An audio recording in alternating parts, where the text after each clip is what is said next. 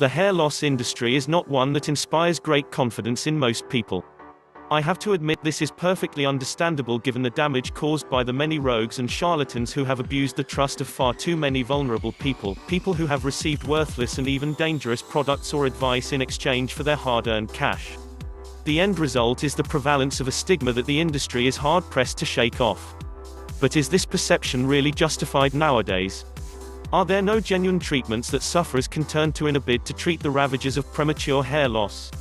The simple answer is yes, there are several safe, affordable, accessible and effective hair loss treatments currently available. Some have even been approved by FDA for the treatment of hair loss conditions, while others draw on natural remedies as the basis for commercially available products. Whether or not any of them are suitable for a given individual depends on a number of important factors.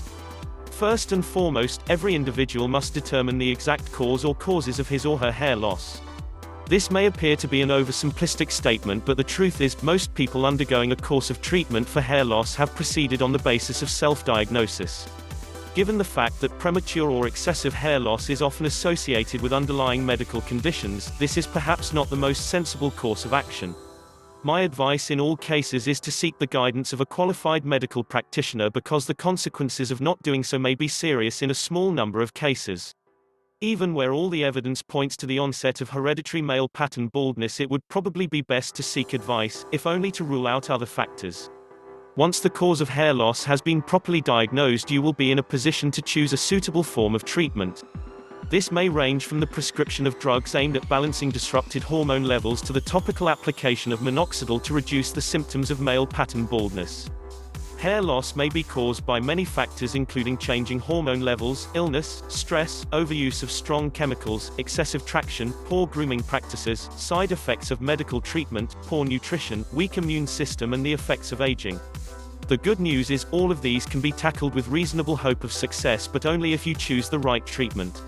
The next article in this series will look closely at the various causes of excessive hair loss and outline suggested treatments that are both affordable and accessible. If you take only two things from this article, please take these suggestions on board. 1. Always seek the advice of your physician before undergoing a hair loss treatment regime. 2. Don't despair, there's often a simple explanation for excessive hair loss, and even hereditary loss or male pattern type baldness can be treated successfully for most people nowadays.